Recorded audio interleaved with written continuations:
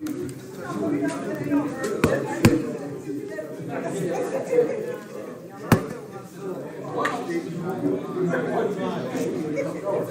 ready. Public Works, Mr. Crowley. Thank you, Mayor. I'd like to open the Public Works Committee. Lyle and Vernon Morton are not present, but we do have a quorum. First off, I'd like to hear from the Public Works Director, Mr. Albert Jones. Good afternoon. Well, we don't have any equipment that's out for service right now. Everything is up and running. We are starting to get ready for mosquito season.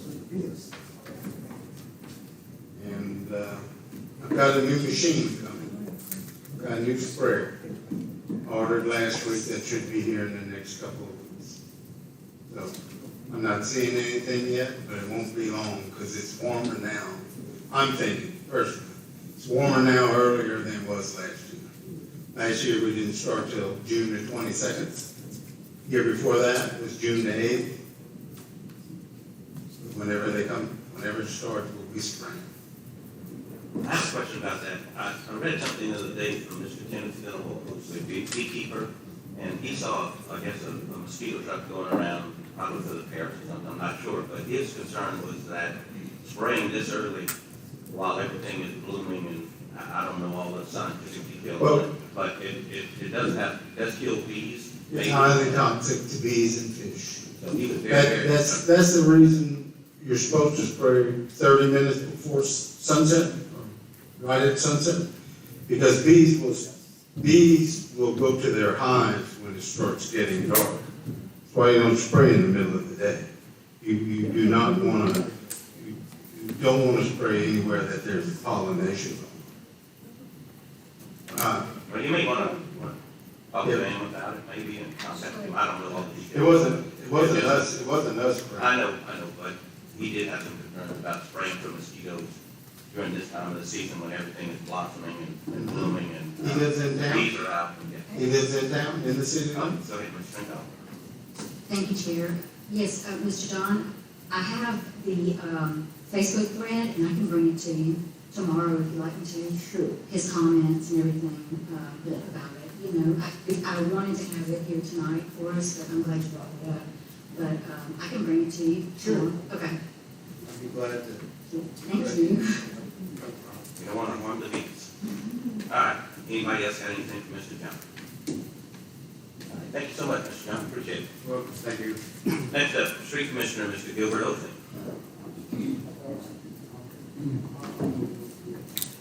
Good evening, everything, again, basically the same, keep it up with the grass, parks, neutral ground, interstate, neutral, item, still digging a few ditches.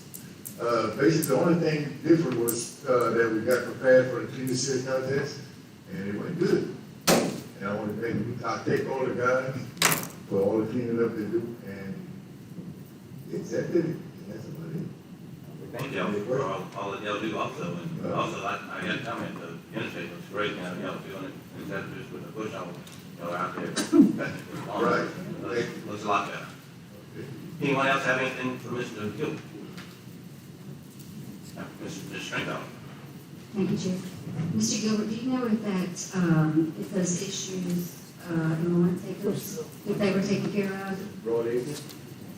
Yes, They were. right, I got the information about it, it's, once the contractor gets through what they gotta do, then it will be built. Okay, right, thank you. Well, Anything else? Thank you, Mr. Gilbert. Next up, City Engineer, Mr. Tim Mayor. Thank you, Mr. Crater. You should all have a copy of my report. And open up on page 3 of my report. This will be concerning the Southern Constructors citywide drainage project. If you look on page 3, I have the updates right next to the bold B in the left margin.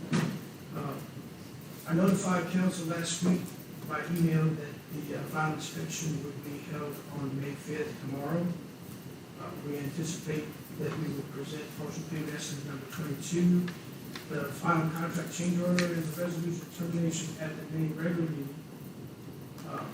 I don't have the values of partial payment number 22, and don't have the rest of the information because we need to hold the final inspection to come up with a punch list and evaluate what to hold back from the punch list. What I'll do is, I will email you all the information that's to be filled in as soon as we finish the final inspection tomorrow. And maybe Friday before that. But you'll have it in advance of the regular meeting on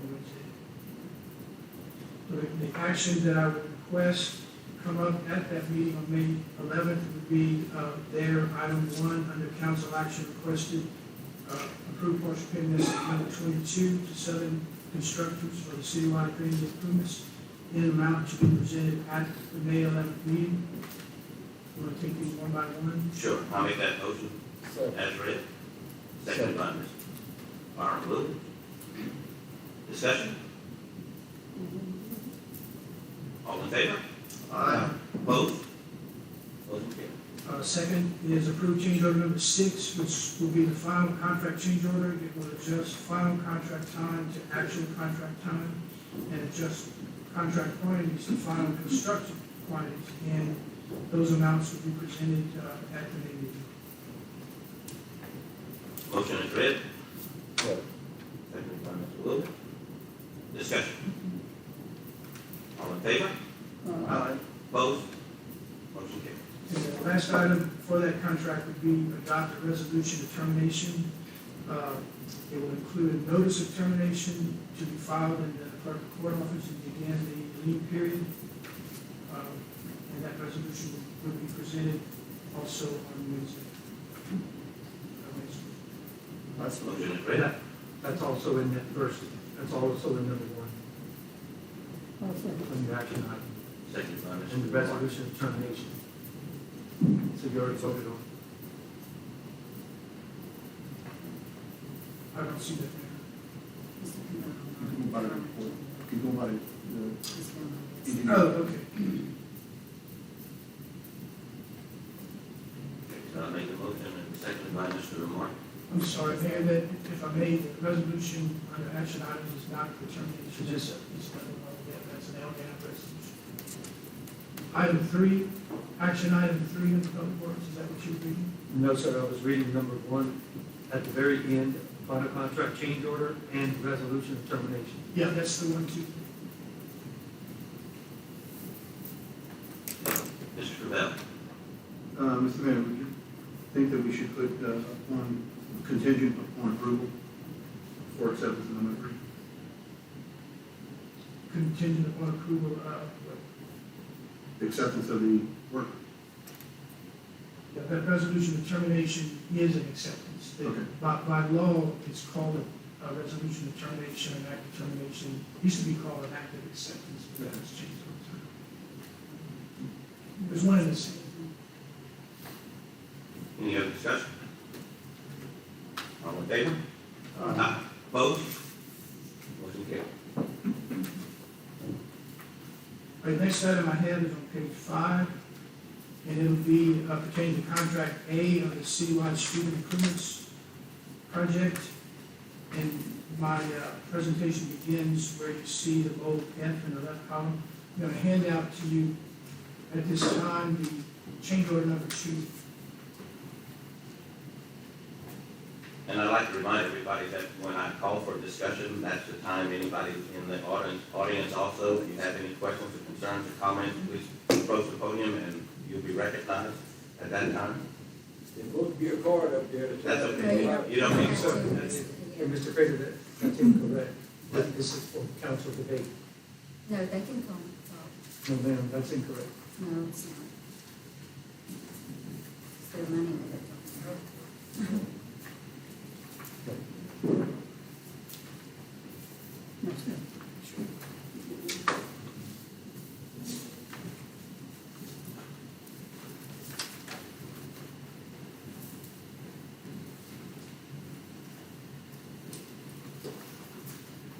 Contract time expires May 2nd, or expired May 2nd for contract A. Contract time extension would be in order. The contractor has requested that. We've taken the request that he made and put it in the form of a change order. Page 1 of 3 that I just handed out is the essence of the change order. Two things. One is to increase the contract time by 269 days. The reason for that is to put contract A deadline at the same deadline as contract B, which we just began this month. Contract B, I'll get to that in a minute, has a 270-day contract time period, and it ends on January 26th. So what we're doing is making the contractor have to complete, it's the same contractor for both. We're making him complete everything by January 26th by virtue of this change. What was that date? January 26th. The other item is an item to add a pay item to the contract for sewer and drainage manhole cover replacement. The increase in rings that we use to adjust the top of the manholes to the overlay elevation, the increase in rings don't fit these old manhole castings. And so we need to have the contractor use he's got to change that top in order to put the casting, in order to put the increasing ring on the casting. And we've got 5 of those at $208, so it will increase the contract by $1,043.15. Now, if you turn the page 2 gives a justification for the change order, and page 3 will give specifications that govern the way we will implement the change order. Justification is presented there, 1, 2, 3, 4. Again, it primarily consists of contract time increase of 269 days to establish the revised contract A deadline to be the same as contract B. And the request is made on the basis of, 1, they had experienced unforeseen delays since the beginning of construction for contract A regarding shipments of limestone for asphalt concrete mixtures, and then weather delays as well. 2, they expect future difficulty with the availability of critical and vital construction materials due to current national and international economic uncertainties. They anticipate that the increase in contract days will allow for future flexibility and increase in productivity with the ability to mobilize freely between both contracts throughout the city.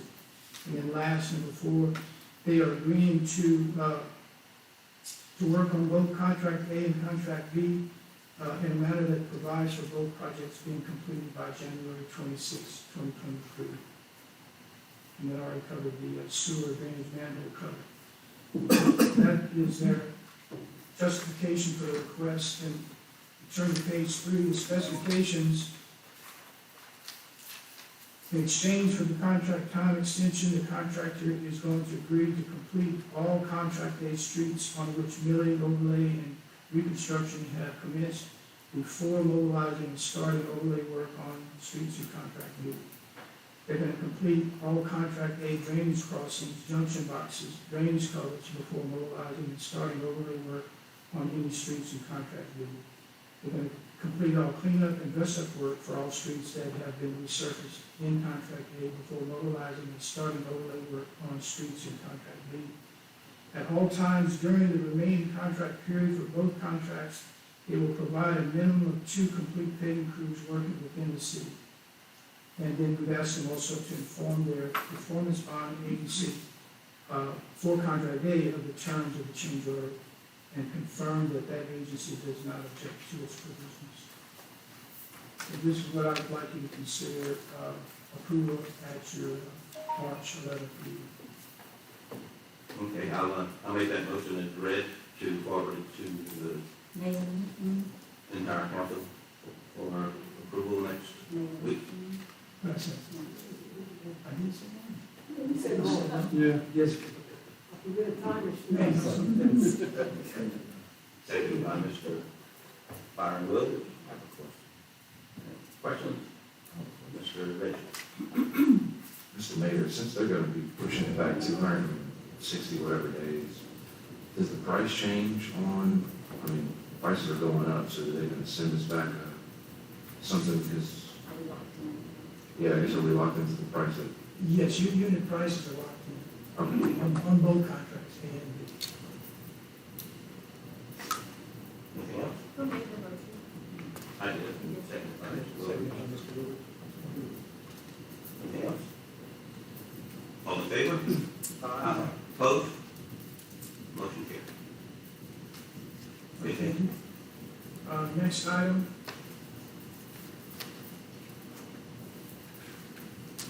Top of page 6, I promised you last month that I would look into the questions that were raised about the thickness of the new street overlay at some locations. I'm making a report at the top of page 6 under the heading asphalt overlay edge thickness. I could read this today. I would prefer that you all would read it and absorb it and then call me if you have questions. And then you can question me again next Wednesday. This is not an action item, this is just me explaining what I think the situation is and how to get through it. So I'll do it any way you like. If you want me to read through it now, I will. Your choice. One of my action items that I sent in, but it was, I guess, misconstrued some way, was to have a representative from Glen Leje here so they could answer some of these questions, because I know I've been questioned, I know Brad asked me questions about some of this stuff, and I've actually talked to a couple of other people about it, and they're saying that with that edge, it's just gonna flake off and break off, especially where you have driveways going in and out, and it's not gonna last very long. So I was wondering if maybe a representative from Glen Leje could be here next meeting and answer some of these questions and concerns that we have. I suppose you could. I don't think that you should be asking the questions of the contractor. I think you should be asking me the questions. And I think we did that already. That's why I'm gonna say, excuse me, Go ahead. that's why, Mr. Chair, it's not misconstrued. I had asked Ms. Catherine to reword it, and if you had any questions, you could direct it to our engineer. That's who we have hired for the city of Crowley to be able to answer those questions. And if you couldn't answer them, I'm sure you would get the answers for you. Oh, so you had the clerk. Yes, sir, we have an engineer to be able to answer those questions for them. If I may, Mayor, Mr. Clint did ask me before the meeting, and I was under the assumption from the email he sent me that it was the same item that is on the agenda. Okay. That was my miscommunication, All right. so I do apologize about that. I guess it goes back to the ordinance that we passed about not.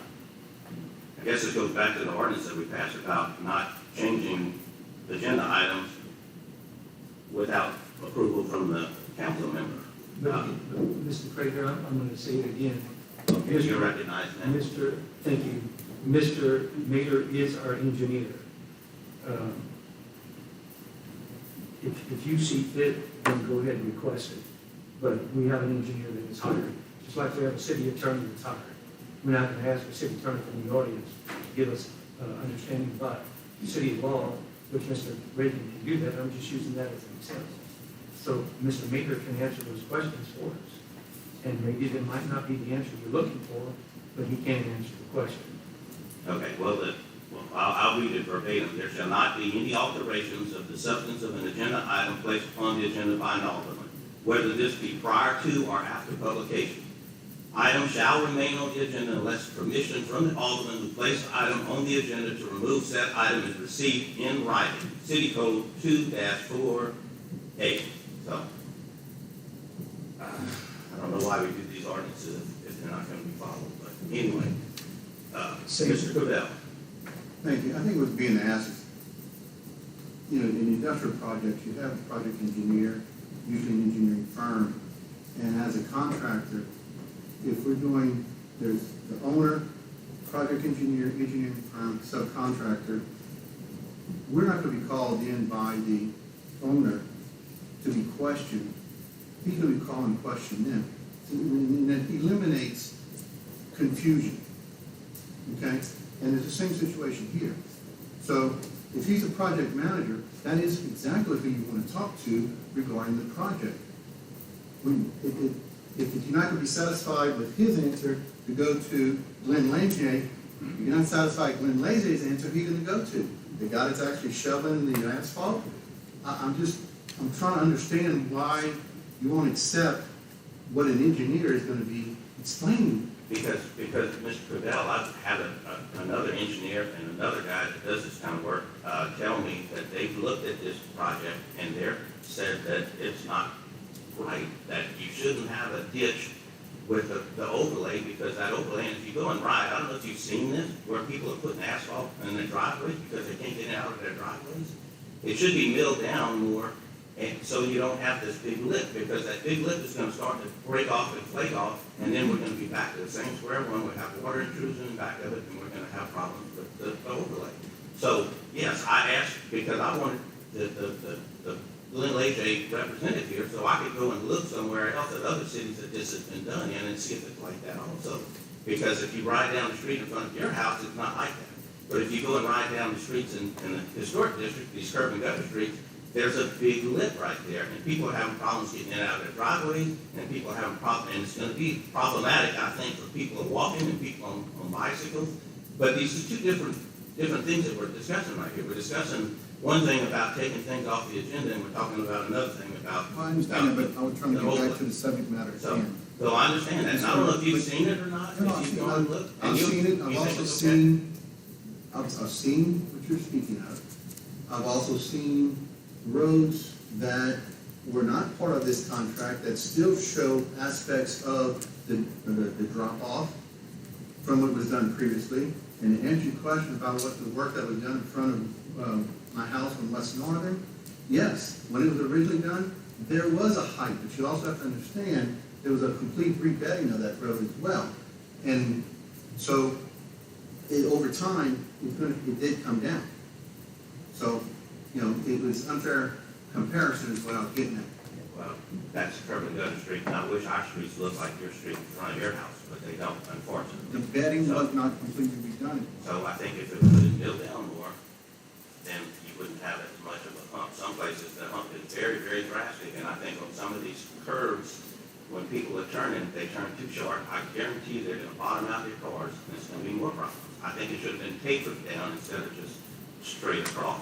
That's my opinion, and that's opinion of two others, another civil engineer and somebody else that does it. So, where do we go? I don't know. I'm not the expert. If I were, I wouldn't have to ask. Should we have your civil engineer, your contractor, and our contractor, and the city signature, should we all have just a meeting and debate it? I mean, Okay, so you're saying that you think that it's right the way they're doing it? what I'm saying is written right here. And we're not gonna fix it? I just read what I'm saying. That's what you have for me today. But if you're gonna go to other engineers and other contractors, it seems like we don't know who that is, names, because my name's out there, contractor's name's out there, so why do we? It wasn't a formal meeting, it was somebody that I talked to, and just so happened to bring it up, and they. How do we know? I'm not gonna out anybody.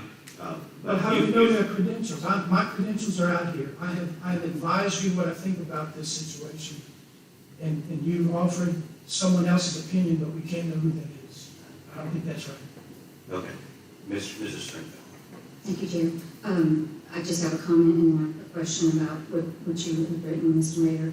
I do know that the city crew had to go and fix someone's driveway. That's my limited, amount that I know about it because of that problem with them bottoming out. The city crew had to go fix it. And that was in the historical district, and I apologize, I don't know which street. But Mr. Mayor, when you wrote this part on section I, that's your opinion that you got with, Glenn Leger and? No, that's my yours. opinion. Okay, That's my opinion. okay, thank you. You're welcome. Any other discussion? Mr. Core, please. Yes, I've got some concerns from the public as well as myself for being in the roadway business right of ways for 40 years. I guess I want to simplify the issue here. It was my understanding that when milling will occur on the streets that were curb and gutter, that it would be reduced to a level to where the new surface would be flush with the gutter. That was my understanding. Now we have probably 2 inches along the streets, and then when you get to the intersections, there's some 6 to 8 inches. Was that in the plans, or was it not? Because, The first premise is not correct. We milled 1.5 inches off because we were gonna put 1.5 inches back, and so you would have wound up with 1.5 inches in those areas that were milled. We didn't mill off 1.5 inches below the gutter. We milled 1.5 inches that was on top, which was already 1.5 inches at the edge. So that's all. Tim, there's a lot more, I walked those streets for 25 years, and there is a much higher depth there than there was before. Well, it's because it wore down over time. Over time, the edge wears down. Okay. We're Second, not doing anything different here than we did 25 years ago. There is a difference in the equipment and the way it's laid down, and that's explained in my report. My report explains the situations that you just expressed concern about. I'd just like to So I would know, just like you to read that.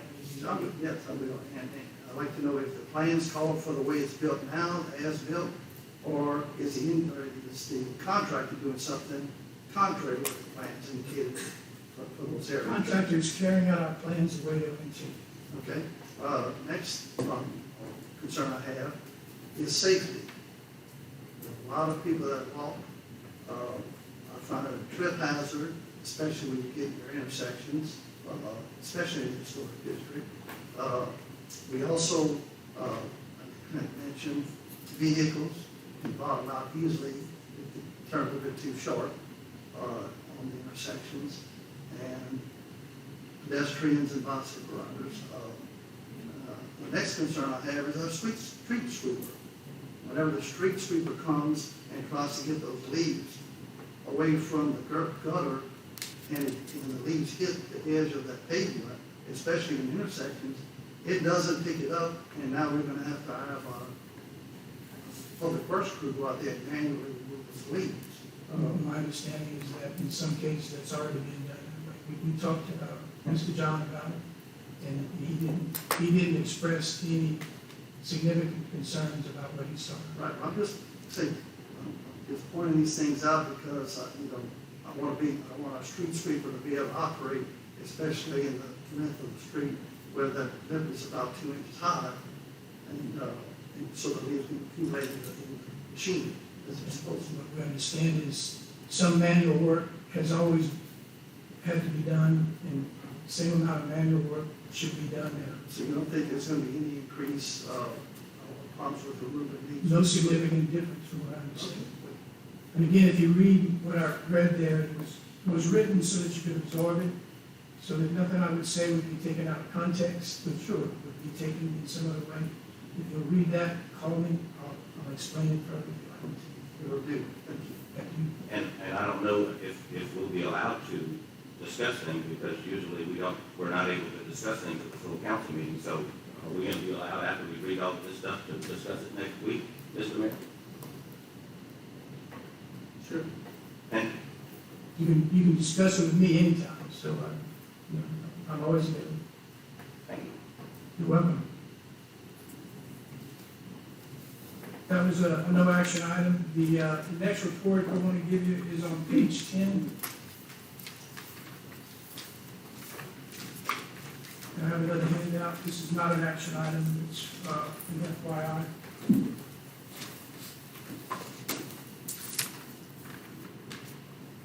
We've been tracking a phenomenon in the Decatur Parish area since 2006 called subsidence. This chart, You may have to repeat that again. I'm sorry? You may have to repeat that again when you're at the mic, so everybody can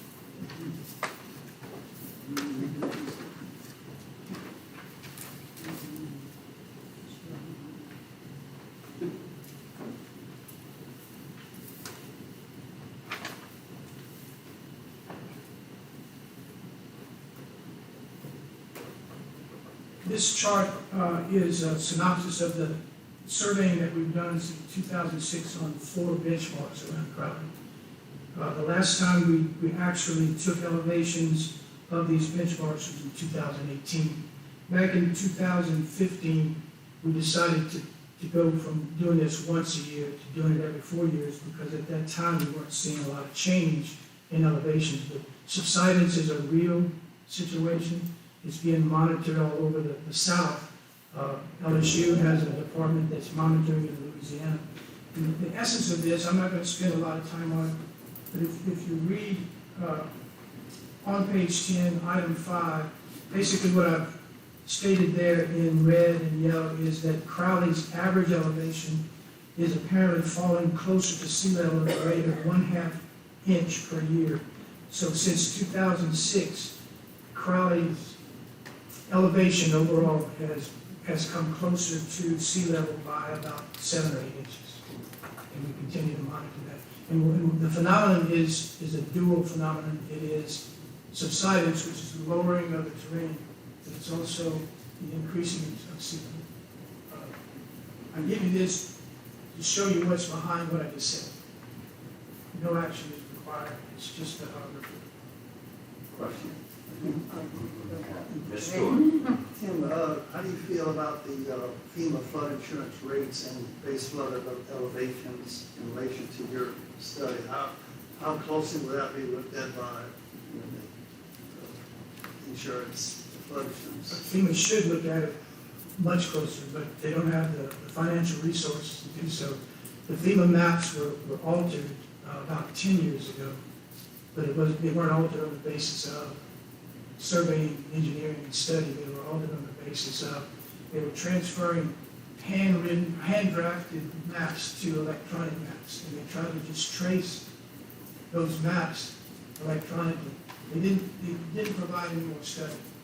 And at the time, we succeeded in getting them to be sure that the old maps, that the lines between flood zones and no flood zones were no different. Because when they drafted electronically, accidentally in some cases, they moved the lines over. But the lines were supposed to be established based on elevations. The horizontal lines should have been established based on vertical condition, and they didn't do that very well. FEMA has a lot of work to do, but subsidence in the Decatur Parish area, what we did is we looked at projecting that 7 or 8 inches over the last 15 years. What if it kept subsiding at that rate? What's the outcome? Well, I think if you look at it, it would take you about 200 to 300 years before Decatur Parish would become Lake Pontchartrain. That's good news. Well, I won't tell them if you don't tell them about the study.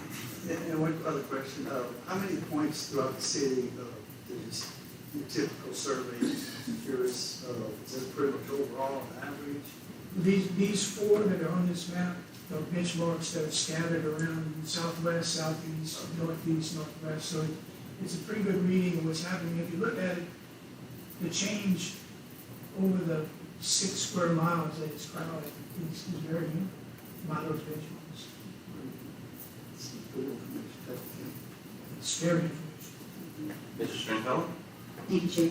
So, Mr. Mayor, so you're saying that you took this into account when you were working with the drainage project and those elevations?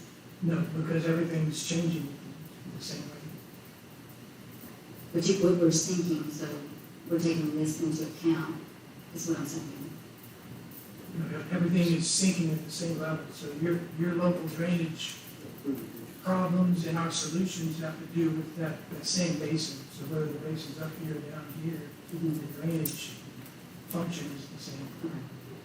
If you wait for 200 years, while you grew it, you wouldn't be able to drain it.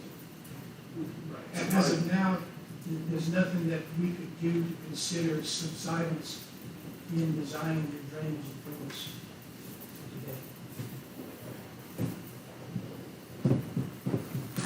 Anything else?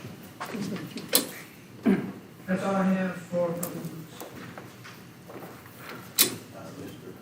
Please state your name and Chris Hughes.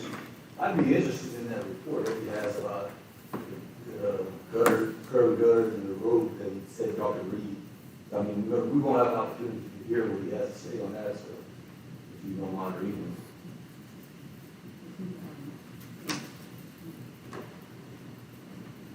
You want to read it or you want me to? I offered to read it from the start. so- Okay. so- Yeah, please.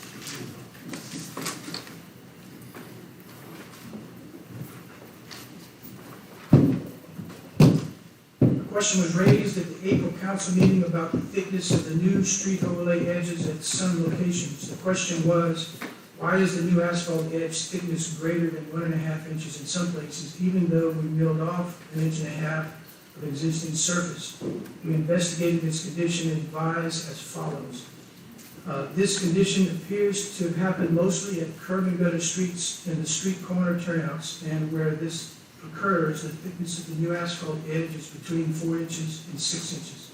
Such edge thickness in turnouts is a result of the asphalt laydown equipment having to maintain a consistent, regular roadway cross slope, and at the same time maintain a minimum overlay thickness of 1.5 inches between the crown of the road and the edge of the roadway travel lane. Undulations in the gutter profile caused by the settling of the curb and gutter and street inlets over the years, and the wide variation of existing roadway cross slopes due to the pitching and rolling of the subgrade are the cause. We thoroughly researched current standards regarding roadway edge thickness for low-volume, low-speed local roads.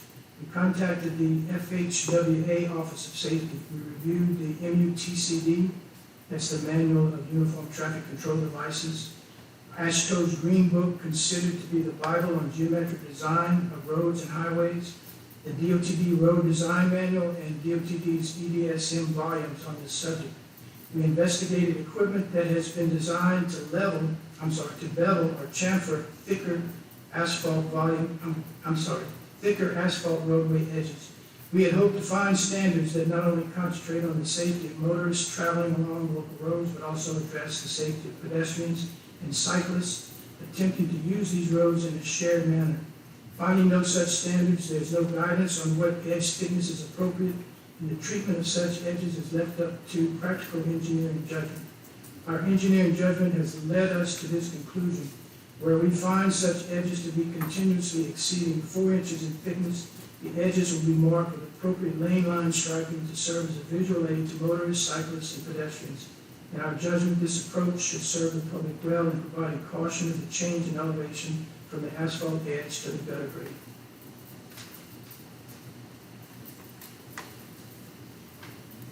Thank you. And this was public information, so that report can be issued. Thank you, Tim, for reading that. Let the public know.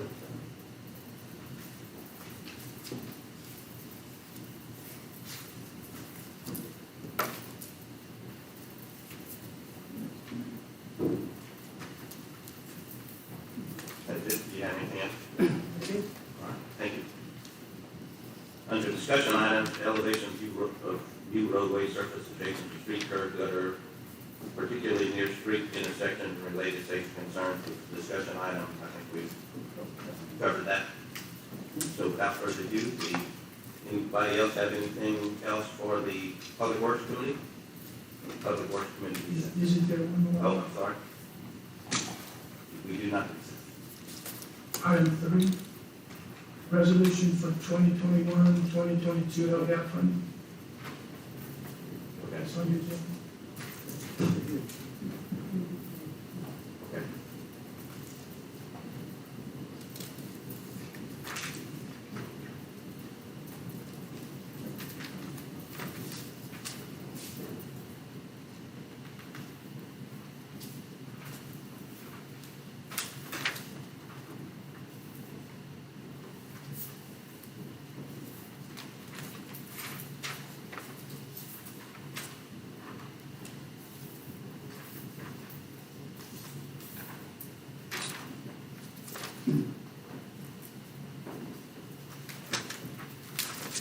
I think this is it.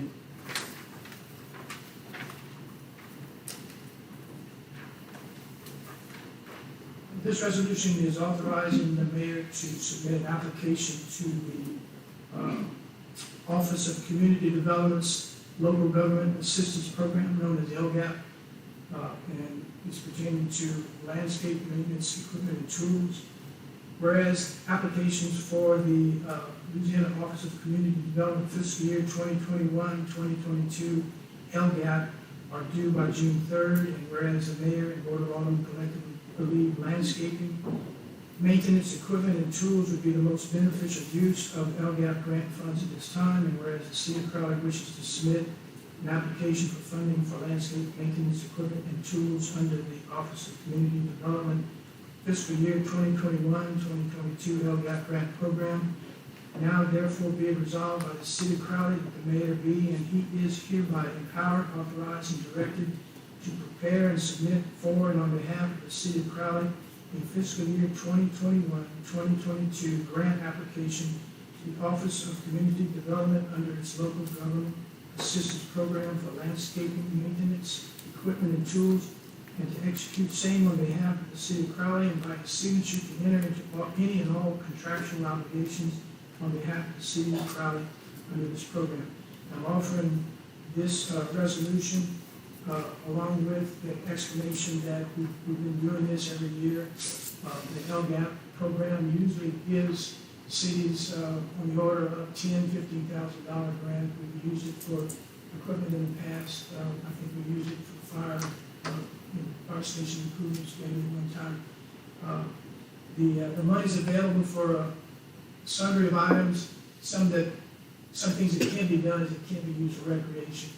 So we're trying to direct it to where we think the city can use it. I'll make that motion as read. Second. Second by Mr. Ford. Mayor. Mr. Chair, just to let everybody know that this is going to be probably about another year down the road. The one that we just got, and we got approved, but we haven't gotten the confirmation of the paperwork from the LGAP program, but it has been approved, but it's just not confirmed yet, is that it was $9,480, in which we're going to use it at Martin Luther King Building on the interior for some repairs and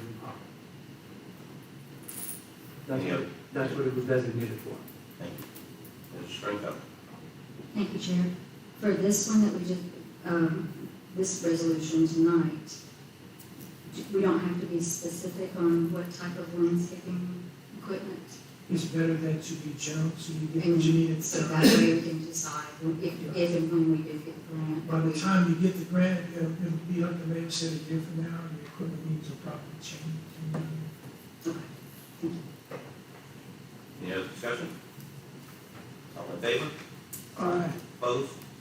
Motion carried. now I'm done. Who's second? Mr. Williams? Oh, Brad? Okay. Okay. That concludes your report. Thank you, Mr. Mayor. Anything else from before the Public Works Committee and committee recess? Thank you. Next, the Utility Committee, Mr. Martin. Thank you, Mayor. Let's see, we do have, quorum. And, Tim Craig, you up first, buddy.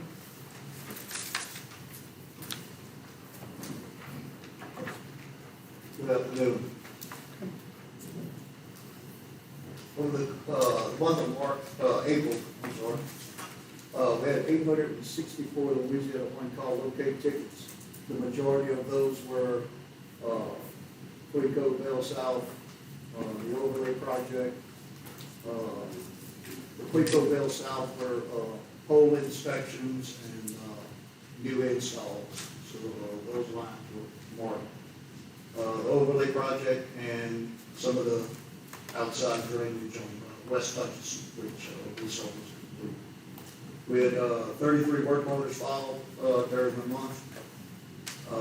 I passed out some pictures to you. We talked about the pumps that are stopped up during the month. We pulled pumps at different locations, and the pictures you have are not all those days. We pulled a pump at Hockaday to change out a guide which locks in its place to hold the pump down. But you can see that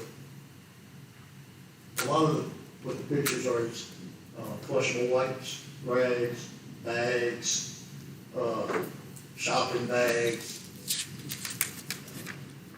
some clothing, so, it's not once it gets inside the bolt and wraps around the impeller, it either locks it up or slows it down enough where the water does not pump.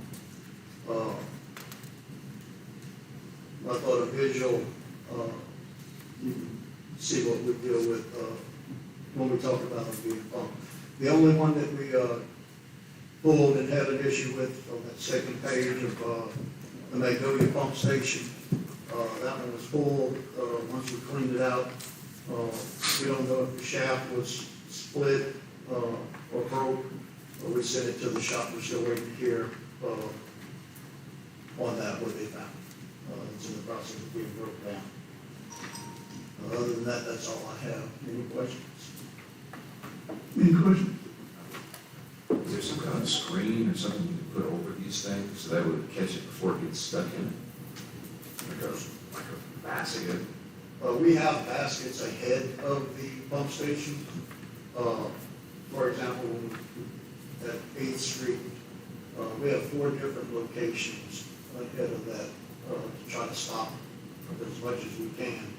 But there are some areas that we can't get to.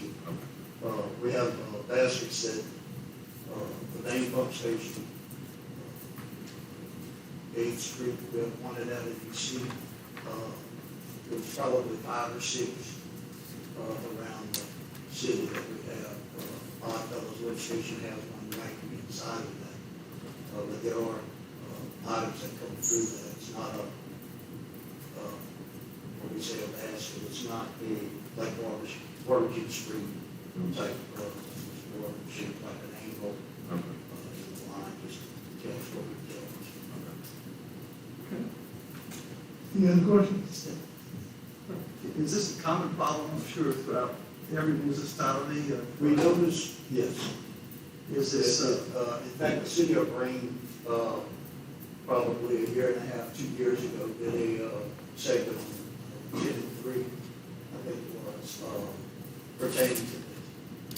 We're fortunate we kind of get it right here, but there in our basket at the main station, which is probably 3 by 4,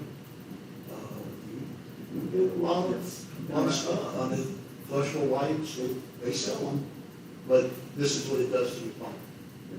It'll burn a pump up quick. But it is a common, I say common, we notice more after a rain event, I guess because of the blinds are sitting, so once the water really starts flowing, the infiltration, sometimes we have issues, sometimes we don't. just regards public awareness and trying to get public to be We try aware? to communicate when we go out for stop-ups and stuff like that. We try to educate everyone within that immediate area of what we find. If we can pinpoint certain issues, then, in certain areas of the city where how public housing is, we go to the manager. We do have like a standard letter we give to them to ask them what to flush, what not to flush. And it has worked in certain areas for periods of time. Get new tenants, we got to start with. But, We know best. We know when they moving in, moving in. yes.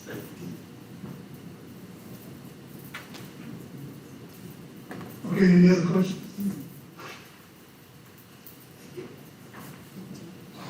Okay. Thank you, Tim. Thank you, Tim. All right, Tim, it's your show. Thank you, Steph. I have no action items. My report is presented in writing on page 15 through 22. And as usual, I can answer any questions now, between now and the meeting on Wednesday, or at the meeting on Wednesday. Any questions?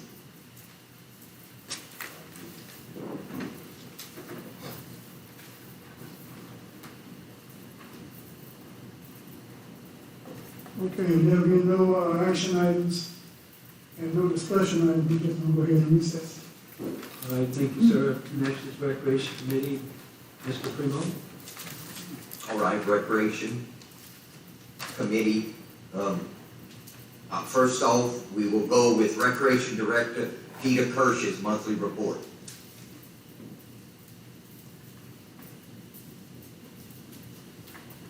Good evening.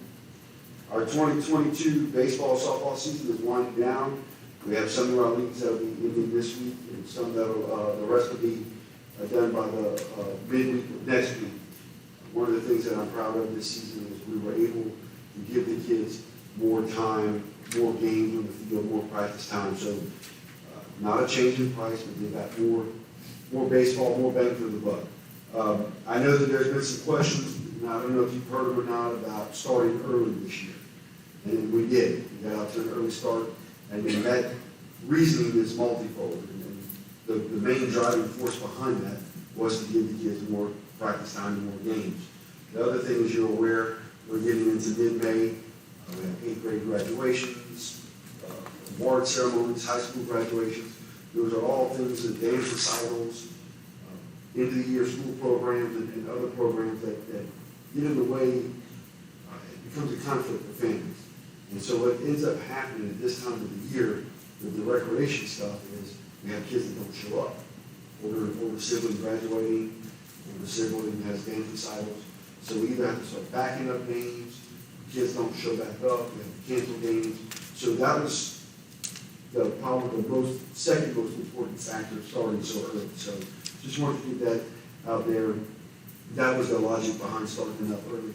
Start early, we can get the kids the full season, the full effect without having to cut anything short because of other school activities and priorities.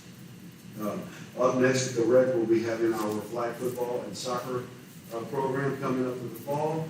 We're going to open up registration for that, probably late June, going through July, early August, and get that rolling. We'll just go right into the next cycle. Also happy to report that the restroom construction at the new Martin Luther King restrooms on the exterior has begun. I was out there today, the slabs poured, and it looks like the cinder blocks are on site, so we should see walls going up pretty soon. Also at Martin Luther King, we replaced all the lumber on the bleachers at the baseball field in the back. We've got the bases cut out, ready for the fall activities and traffic out there for the baseball field and people to enjoy it. Also at this time, I'd like to thank the street department who came out there and helped us. There was a basketball goal that was leaned over and a crushed basketball rim. We got all that replaced. They came and helped us with their bucket truck and some of the equipment that we were able to get that pole straightened out without having to break up concrete and re-pour all that stuff. Tournament season is still going on strong. We have every weekend booked for the rest of the month, this month, next month, and 3 weekends out of the month in July. We did have something strange this past tournament.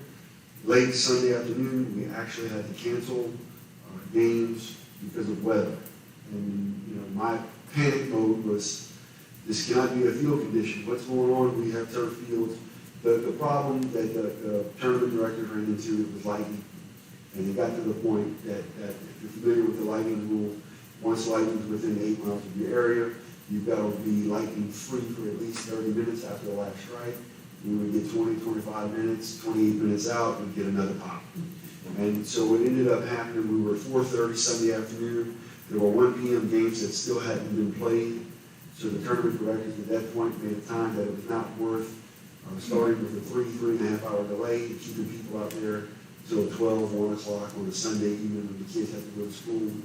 But it was still a successful weekend. We had 60 plus teams and we're expecting right at 60 again this weekend. So, any questions? Mr. Crater? You did the Clico go out and get all the lights working at MLK like we had talked about? They did not, and I'm sorry I didn't put it in my report, but what Mr. Crater is talking about is while we did the upgrades on the bleachers and work at MLK, we had a Clico representative that came, and it wasn't just the MLK Center, it was MLK Park. They had given us word that they're going to replace all of the street lights and security lighting in those parks for us, and he put in the request. He couldn't promise me anything, but I did request, and he said he made the request for it to be all LED lighting, and he said to give him about 4 to 5 weeks to get that completed. And that was 2 weeks ago, So if it hasn't all been done, it will be done shortly. Yes, sir. Mr. Cavell? Just real quick, so you're averaging what, 60-plus teams a tournament? We're right now at about 45 on average. We're seeing an uptick now, earlier. You're above the benchmark set Yes. forth in In the business plan. Thank you. Yes, sir.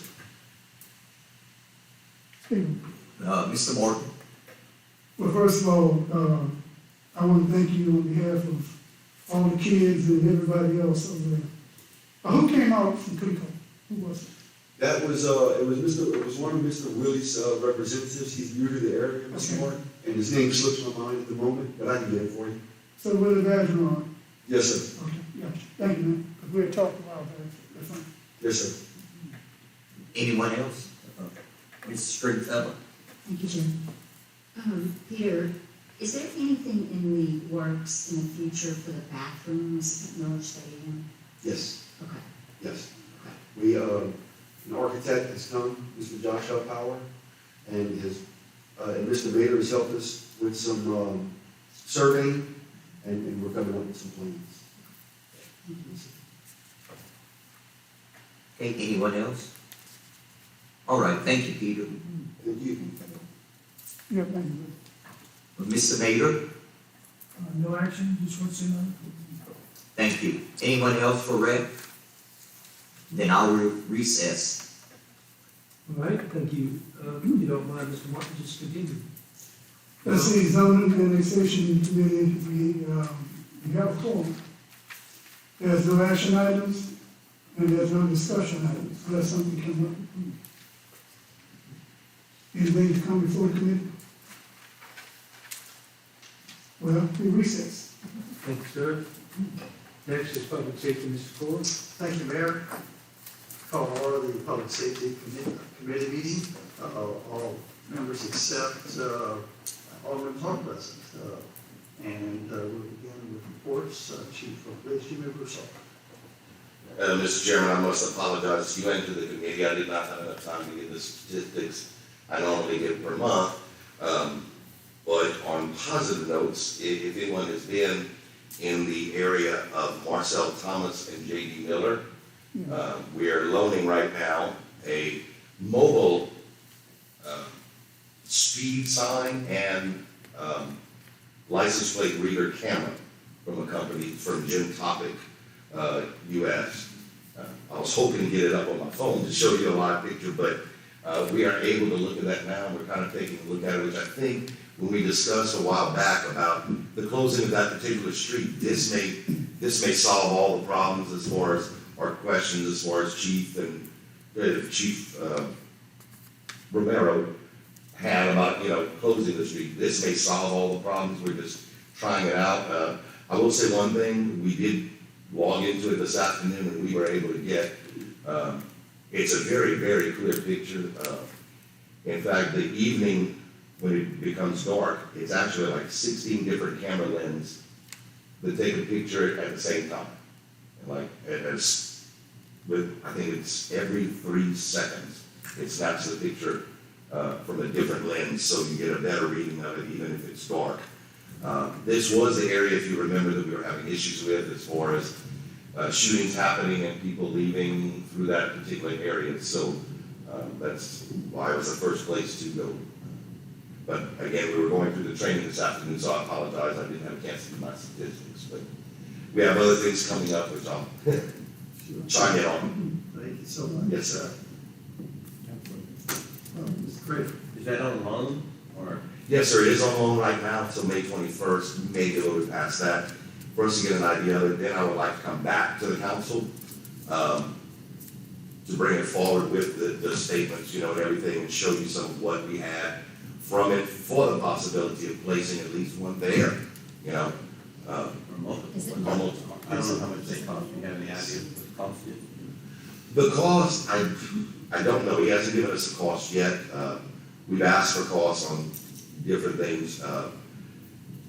This was actually a contact that Chief Romero had, that he put me in contact with. So I knew it was going to be okay with him, and it's been doing really, really good. Yes, company was nice enough that we met to Yeah. review it. It came from Baton Rouge and they left it here for us to use, just as a demonstration. Yeah, and he told me, he said, Chief, if you need a little bit longer, you know, that's fine, so. Mayor?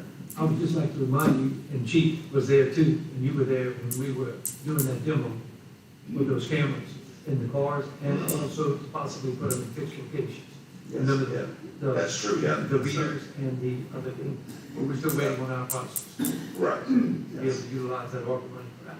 Thank you so much. Okay, anything else, Chief? Bruce Hart? We'll move on. Oh, I do have one other thing, I apologize. Sure. And I was gonna bring this up, but I might as well bring it up now. Chief, I think we talked about this in a meeting one day, is to come up, if we can, I don't know where we can put it, is to find a location, put a big screen. Oh. Put a big screen, that way police could utilize it, city council could utilize it, and court could utilize it. Yes. So we're looking at how possibly put that into our next budget and to see what it costs. And we'll have a monitor for that as well, here, so we can illuminate. What type of screen are you referring to? Big screen. Like a television screen? Oh, yes. Or a projector screen? Big screen, television screen, I think one of the biggest, I think, is a 98 inch, I think. Yes, that'd be great. Can you elaborate for what? Different things for court, So it would be for for everything going on in this room? if we needed to be able to use it, yes. We had different people who come in and want to do a presentation or whatever it may be. We have that screen available. We may want to work on our sound before that, Mm-hmm. so people at home can hear. Okay. Yes, we do have a problem with the pickup on the, I'll get with Mr. Mark. Mr. Mark is the one who recommended these particular microphones. should strength up. I can send you a picture of what Ben had when he was doing it, and all it takes is a little box it's not even $200, well, of course the price is probably on it now, but it was about $200, and Mr. Mark knows Okay. about that too, but you can just hook the mics directly into that, and people can hear All right. when you watch it. Yeah, I think it ties right into the computer that we're using. All right. All right, we'll move on to Fire Chief Louis Romero. He was present earlier for Anthony did an accident on I-10. I'm happy to read his report. Structure fires 3, fire alarms 12, EMS 7, grass fire 0, assistant police department 1, hazmat 4, extrication 1, vehicle accidents 1, public assist 9, trash fire 0, vehicle fires 1, mutual aid calls 1, total 40 calls with an average response time for the month of April of 3 minutes, 4 seconds. And the total cost for the Crowley Fire Department so far in 2022 is $161. Next, City Inspector Tony Duhan, who is absent today. He did email his report to me, and I'll have to read that. Animal control report, 1 call for snake, 5 calls for dead animals, 16 calls for cats, 49 calls for dogs, 1 animal cruelty investigation, and 2 dog bite investigations. 11 dogs and 12 cats were taken in, with 8 dogs and 11 cats that homes were found for. On the permit department, 12 new construction, 11 mechanical, 14 gas, 14 plumbing, 8 sewer, 16 electrical, 14 demolitions, and 3 repair permits. On planning and zoning, there were 14 plan reviews. On the code enforcement, there were 29 violations, 15 tall grass, 5 abandoned vehicle, 2 sewer, 4 trash and rubble, 1 unpermitted fence, and 2 uninhabitable structures. And attached to his report are the details. I think he emailed that to all the council members. Contact us if any further information is needed. Respectfully, Tony Duhan. I think so. Under action items, we have none. Under discussion items, we have 4 concerned citizens that would like to address the committee regarding speeding in the area of Levy Park. This is item number 2 on the agenda. To accommodate these citizens, I ask if we could hear from them before discussing item number 1. Is the committee in favor of this? Okay, sure, good. We'll begin with Mr. Lee Lawrence. And for those who wish to, please state your name for the record, and keep in mind that we have a 3-minute time frame. Also, greatly appreciated if that comments would pertain to the agenda item. Thank you. It's Lee Lawrence, 219 East 2nd Street in Crowley. I just wanted to, first of all, thank you for letting me make comments. I appreciate Brad when I asked him if I could speak. I just want to go on record as being in favor of additional stop signs. Your discretion as to however you would do that at Levy Park. I think Levy Park is a little bit different than the other parks, although if it becomes a precedent for other parks, and you have concerned citizens and the respective council, people want to represent them and do the same thing, I can see that could be doable too. I mentioned that because one of the councilmen told me that setting a precedent was a real concern. The things that I think are unique about Levy Park is the number of public events that we have. You're all familiar with Greetings from Levy Park, the concert series 4 times a year, the Easter egg hunt, which just happened, and I drove by there, and there were, I don't know, probably 100, 200 people, Easter eggs all over the place, and kids running around like crazy. Movie nights, family picnics, just a lot going on at that park. Every time I pass, and I pass frequently, there are usually cars on 3rd Street with their children at the playground, and they're loading or unloading their kids. I think if anybody goes around and looks at it, you'll realize that very seldom do you see somebody slowing down to 15 miles an hour. It just doesn't happen. I can also speak for our church, the Methodist Church. I can't necessarily represent the Presbyterian Church, which is on the other corner. But we have 2 services on Sunday morning, 2 meetings that are standing meetings on Wednesday, various meetings at night. A lot of those meetings, in addition to kids at church time, are elderly adults that take some time to cross the street. Many of them will park on 3rd Street. That becomes problematic as well with traffic zipping through. On Easter sunrise morning, we have a service on the church steps, probably attended by, I don't know, 100 people maybe.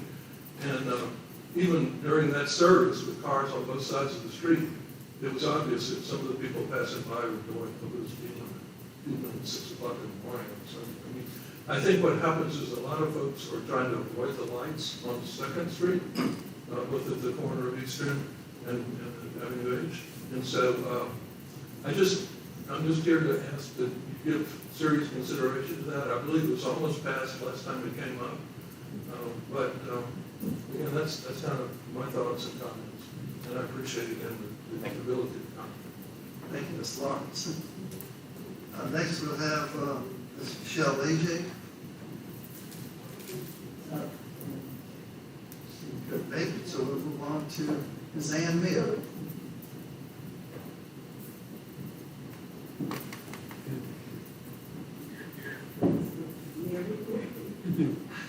I am Mayor, 520 North Avenue I.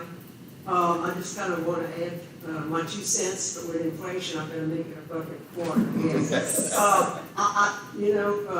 I agree with everything that Lee said, but I'm someone who walks by there, usually in the morning, sometimes again in the afternoon, or even a little bit later in the evening before it gets dark. And I can tell you there are a lot of people using that park, aside from the public events that we mentioned, and it's very rare that you don't see at least 3 or 4 or 5 cars that are going to be going over the 15 miles per hour speed limit.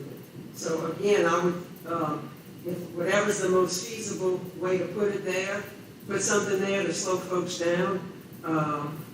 Somebody with I won't say anything. But stop signs may be the most cost effective, the least cost effective for you to do it, but whatever would work, I think it would be valuable. And I agree, as some of the other parks maybe get different improvements in their equipment, they may also have more folks, which is what they're there for, to use the parks and whether it's a precedent or not. But if the other parks are well used with a lot of traffic that doesn't obey the the speed limit, and there's a lot of folks out there, I think for public safety, it would be very valuable to have, whatever this council sees is the best way to do it. And I would also say that when you put up the stop signs, get the great big ones, because people are pretty easily distracted, as you know, and especially if you're putting up something new like that, you know, go ahead and get the big stop signs. And again, I appreciate all of you listening, and if I still have a couple more seconds, I do thank you. This was something that we talked about several years back, and that was that little memorial, the plaques that were put up for our soldiers in Crowley, and I appreciate all of your support then, and we had a lot of delays because of COVID, but it's finally up, and I'm hoping to kind of keep them kind of clean myself, so I appreciate that. Thank you. We appreciate you, and thank you so much. Next, Ms. Hughes, let's speak.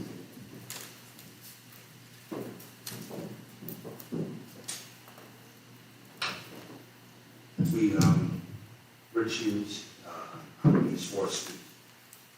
We did a petition for the people in the neighborhood that were directly involved with that. We read this to you, please. We, the undersigned, respectfully request the city of Crowley to install stop signs at the east and west corners of East 4th Street and North Avenue I, East 4th Street, North Avenue J, East 3rd Street and North Avenue Y, and East 3rd Street and North Avenue J. Considering the extensive use of Levy Park and the abundance of traffic on East 4th Street and East 3rd Street, and considering the direct effect it has on the residents in the vicinity of Levy Park and the public safety for the children, families, use of Levy Park, we urgently make this request. There's 20 signatures here. You have one to give? What's that? Should I give it to the clerk? You don't have one copy? I only have one copy. Yeah. Actually, no, I have two.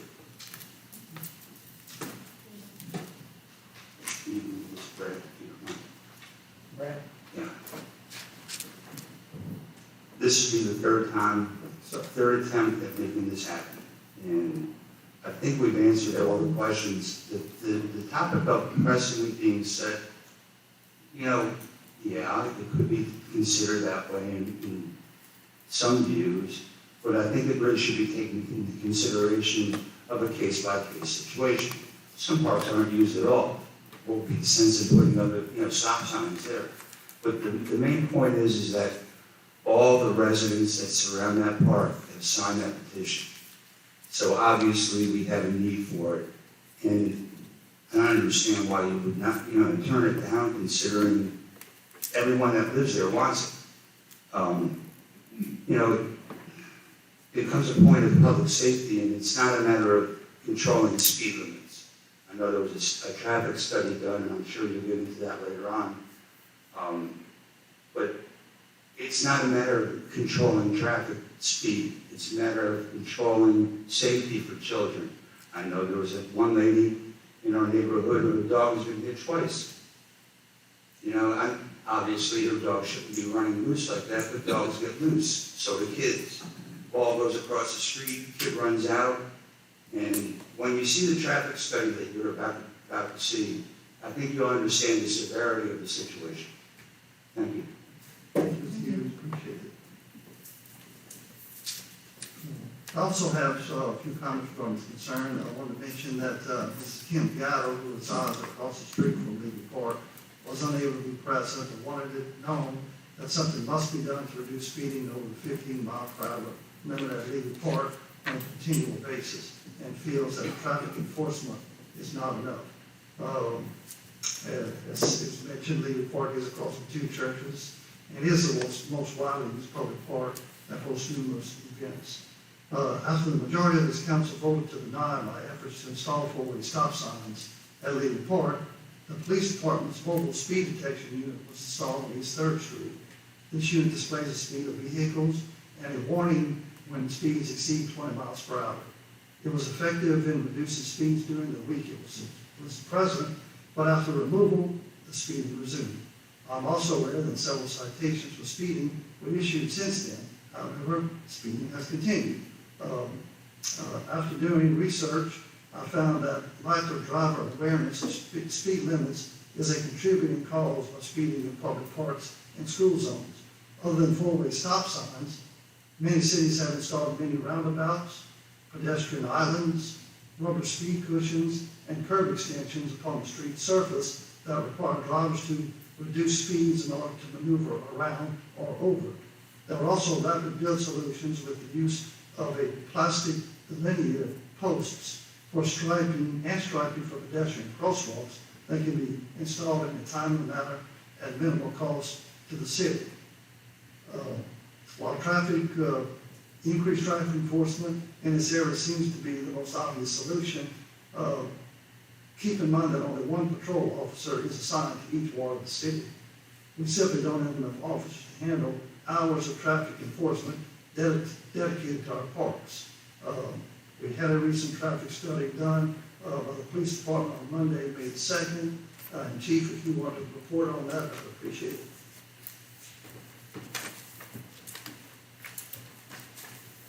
Mr. Cool. Yes, After he finishes up. yes, sir. Thank you.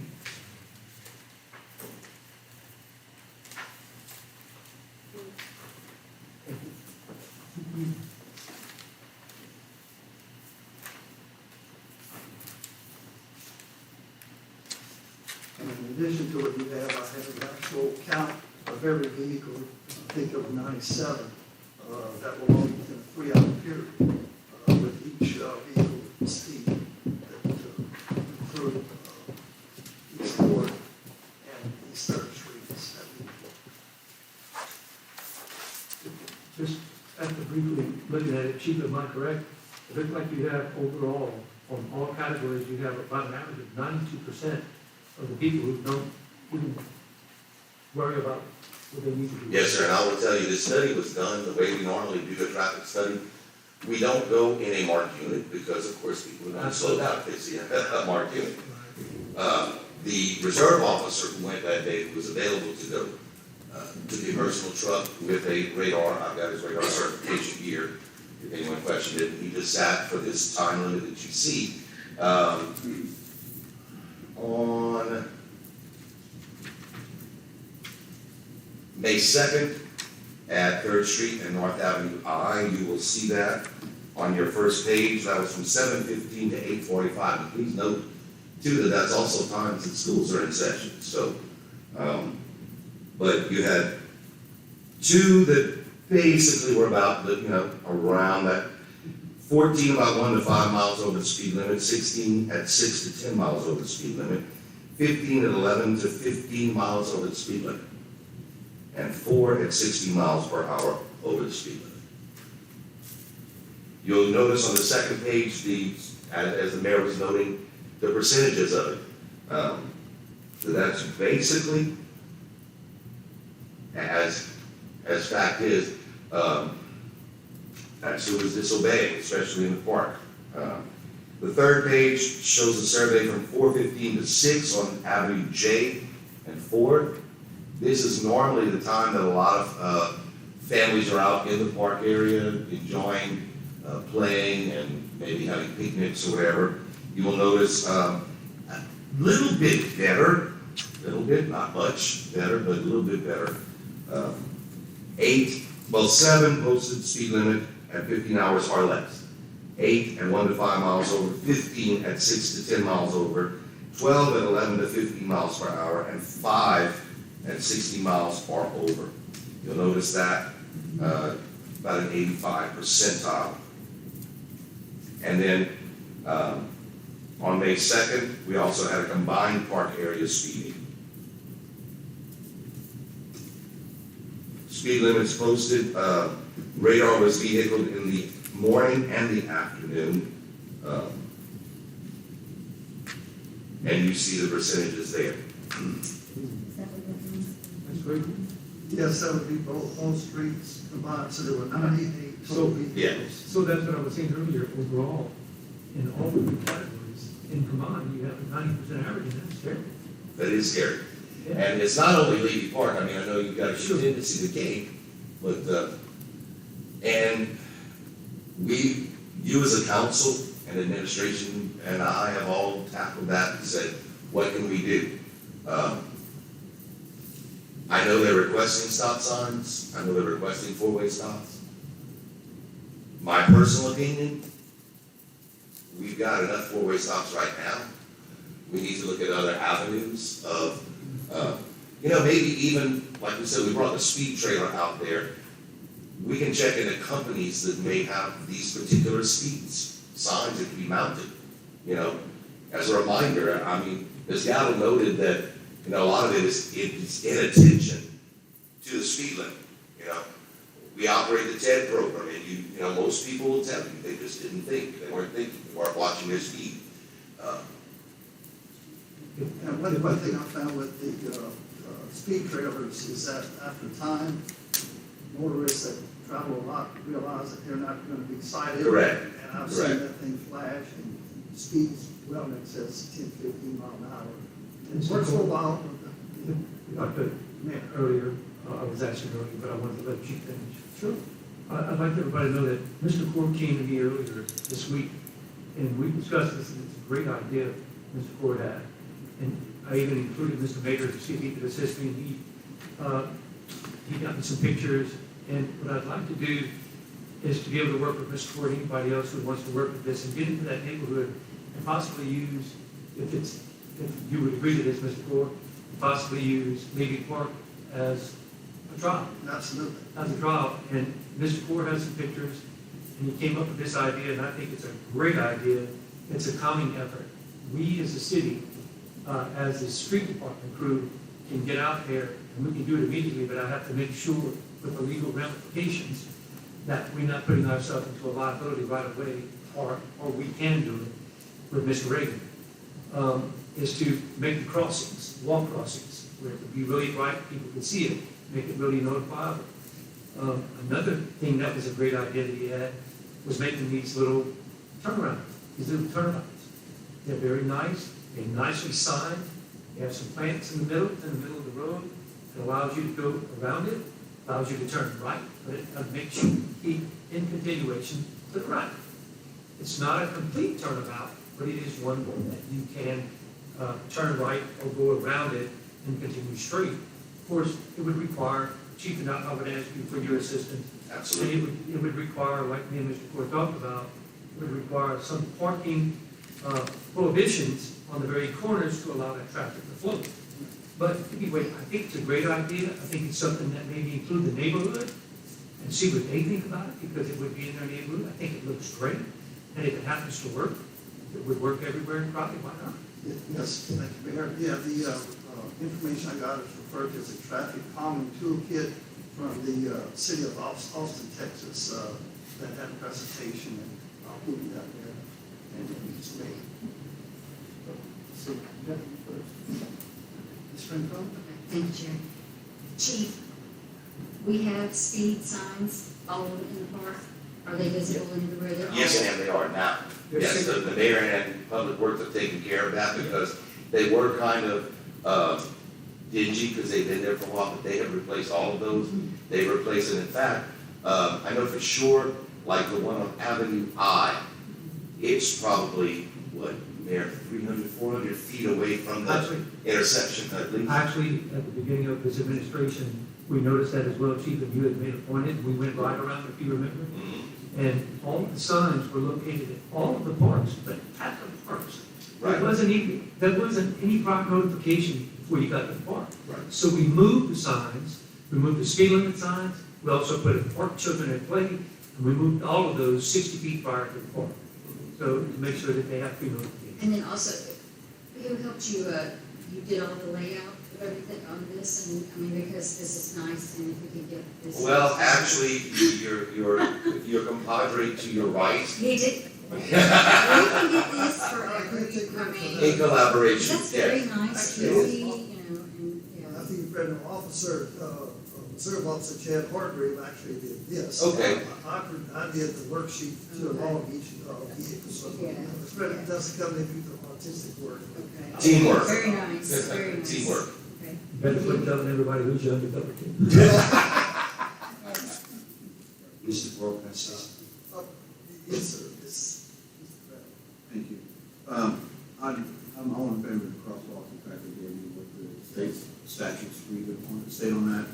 But I also noticed in other municipalities, it is hard and difficult if someone's driving, not for me, but I know more people are for me, it just goes to show you, people don't ignore signs. And so, Brad, I think there's 3 types of drivers.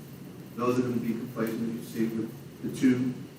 Those that are just going to say, oh, no, I'm there, oh, well, I'm going. You know, there's going to be oblivious. So we can put signs all we want on the side, and that we can have stop signs. In fact, I'd like to see a traffic study after the fact when we do something, like on, was it 14th that we just made, had a big thing about having to lower the speed limit, and it really lowered the speed limit. Okay, so, but having said that, I'm definitely in favor of any kind of awareness. So crosswalks I like, but also cities also in the street itself, in elongated numbers, 15 miles per hour. So they don't have to look for a little sign this big, it's right in front of them, hopefully they are looking at the road. So, I'd be in favor, definitely in favor of something of that nature as well. Great. Mr. Hughes? I just wanted to point out something with this traffic study. That was only done for an hour and a half on one street. The same amount of traffic was going by on the other street. So you can take those figures and double. Yeah. Just make sure. Yes. Okay, so, Mayor, along with other concerned citizens, we appreciate your efforts to address this concern as soon as possible. Let's work together, as you offer to do, and I really appreciate that. And I'll be happy to provide you with all the information I collect for your review. Yes, sir, thank you. Okay, are there any other items that come before the Public Safety Committee? Just as an announcement, Mr. Chair, if anyone wants to know, eastbound, exit 82 off ramp is closed right now because that's where the 18-wheelers will return. So, Thank you for all that, so that you. Okay, if there's no further business, the committee recess. Thank you. Next is public buildings, Mr. Woodward. Under the buildings, we got a form, under action item, there was none, and under discussion item, there was none. Is there anything to come before the public buildings? There being none, public buildings recessed. Thank you. Next, insurance and personnel, Ms. Stringfellow. Thank you, Mayor. Insurance and Personnel Committee will convene. We do have a forum. There are no action items or discussion items. Are there any other items to come before Insurance and Personnel Committee? And we will recess. Thank you. Next is community and economic development, Mr. Reddy. Thank you, Mayor. Get started, I'll go ahead and introduce our new Main Street Director, Ms. Crowley. Yes. I don't want to take up too much of your time. I got you. I don't want to take up too much of your time, but I did want to come and introduce myself. My name is Callie Zomberger, the Crowley Main Street Director. Me and my husband, we live in the Milwaukee area. We have, well, he has forever. I have for the past 30 years. We live there with what will be our 2 boys very soon. I have most recently been working with First National Bank in my time here in the area, doing more accounting and electronic banking work. Previous to that, I lived in Ruston for about 6 years, where I was the community and employee engagement officer, as well as the marketing coordinator for a financial institution there. So when the position became available, I was extremely excited to do something that I enjoy, or for the opportunity to do something that I enjoy and feel like I can provide some value. So I look forward, and I'm excited to work alongside of y'all in the city and the citizens of Crowley. And if y'all have anything that y'all need or anything at all, don't hesitate to give me a call. I'd be happy to help in any way that I can. That's what we're here for, and I appreciate y'all's support for Crowley Main Street. Thank you so much for coming, and we will be in touch with you on a constant basis. Yes, I'm sure, I'm glad. Thank y'all. Thank you. All right, I'll start with reports with the Garden Club. We will have Clean the City next Tuesday, May 10th. It'll be at 1:15. Some new judges will be showing up. And I think we're just going to ask everybody to try to pick up trash around their door if they see anything. Also, the Garden Club had their 40th flower show. That was on Thursday, April 21st. And it was also a very big success. The Chamber, they have their little banquet getting ready to happen here at the Opera House. And under Main Street Tourism, this Saturday they'll have mimosas on Main from 10 a.m. to 2 p.m. They'll have Mother's Day specials with some finger foods. The big one for me is the Rice City Car and Tractor Show, which is May 28th, 2022. They will still have jambalaya cook-off. Their forms are, you can talk to Val, or she said they have them on the City of Crowley's website. She is also back from maternity leave, Valerie. And then on the Main Street side, we're working on the Kids Day already. That'll be on September 17th. And because Ms. Crowley just getting started, we postponed the wine and art stroll, and we'll be rescheduling it in the fall. We'll give you updates with that too. I have no action items and no other discussion items, so I will recess. Thank you, Mr. Reggie. Also, I'd like to thank Mr. Reggie for assisting us in the city contest and scoring well. And we're looking to win the state competition this year. Thank you. Okay, next, Revenue and Finance, Mr. Cabell. Thank you, Mr. Mayor. Revenue and Finance Committee convened, all are present. There's no action nor discussion. Committee recess.